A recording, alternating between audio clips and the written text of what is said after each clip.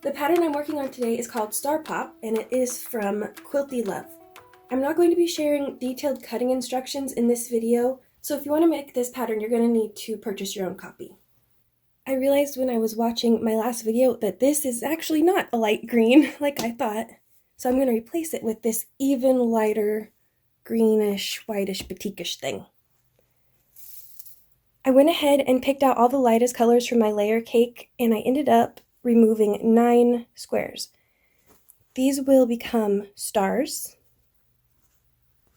and these ones I'm just going to set aside and use in a different project. I just thought they were just a little too different, so those will go to the scrap bin.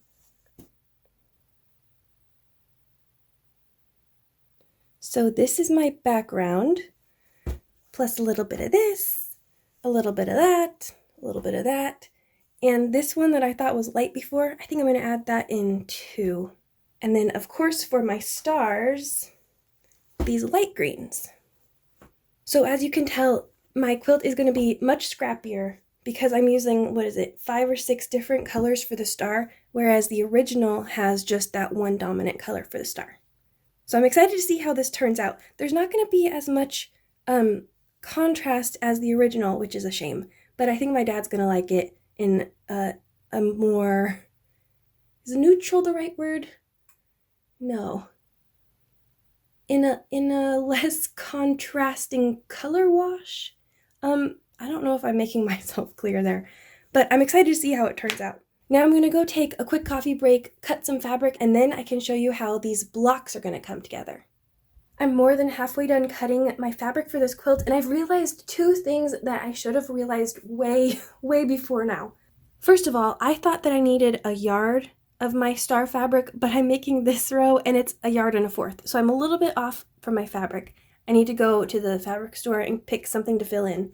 And then second, I didn't realize that I'm not making this exact quilt, which I should have realized. The quilt I'm making is going to be 7 across and 6 down because they're rectangle blocks, and that's going to mean that I'm going to have an unsymmetrical quilt top, and I'm not sure if I like that or not.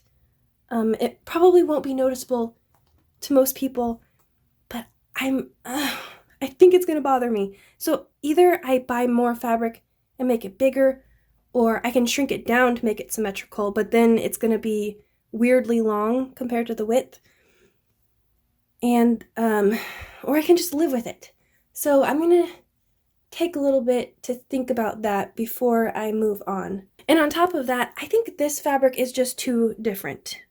So I'm probably not going to end up using this and just fill in with something a little more similar to what I have here, just so it's not so jarringly different. So I'll just wait and see how that works out.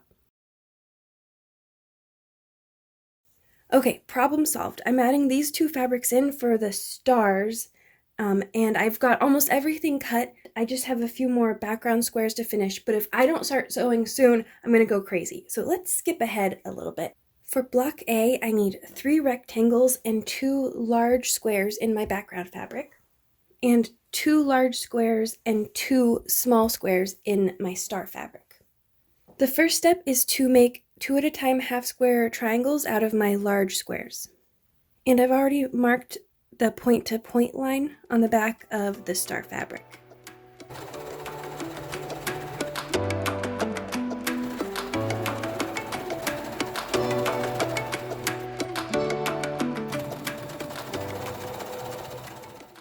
I'm going to use scissors to cut my half square triangles apart because my work table is still a wreck and I don't feel like cleaning right now. So scissors.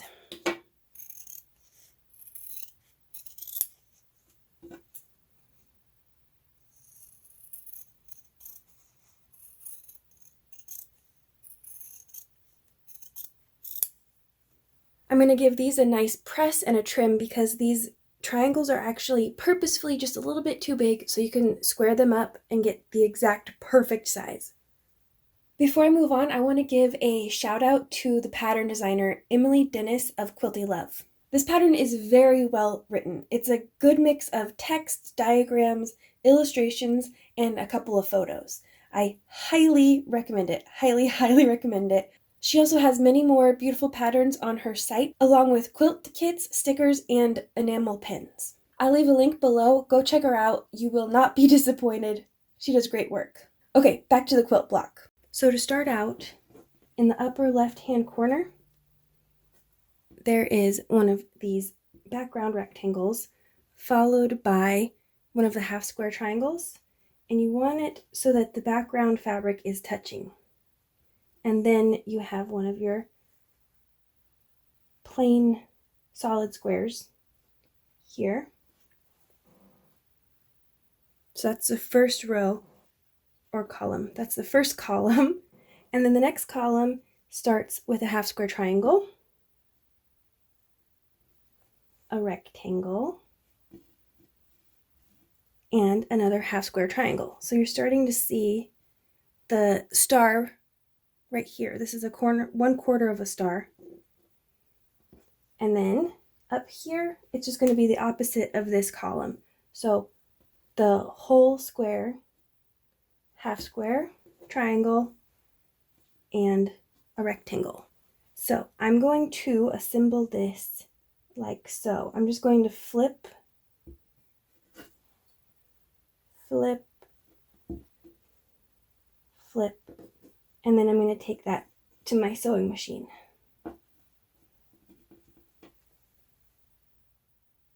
Okay, I haven't pressed these yet. I'm going to wait to press until they're all done. The columns, I mean. Like so, and then I'm going to do it again. I'm going to flip, flip, flip.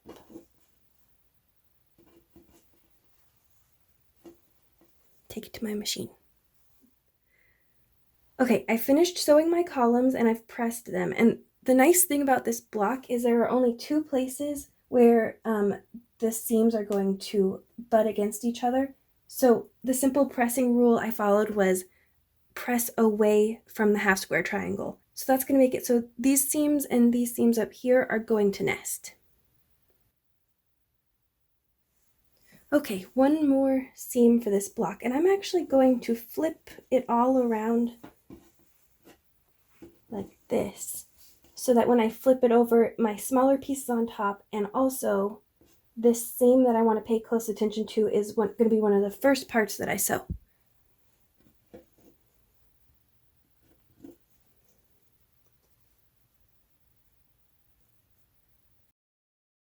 Okay, that is block A finished and pressed. So block B is basically a mirror image of this block here. So it starts with a solid square, and then a half square triangle, a background rectangle for the second column, another half square triangle, background rectangle, half square triangle, rectangle, half square triangle, solid square. Now, since I don't actually want these colors to accidentally get grouped up together like this because it would be too clunky, I'm going to finish these as a block A and not a block B. And then I won't have to worry about things getting wonky when I'm putting the whole quilt top together. Because hopefully if I plan this well enough, I can make it so that the colors look like they're evenly distributed over the quilt instead of getting big clumps of like fabrics together. Hopefully. We'll have to wait and see though.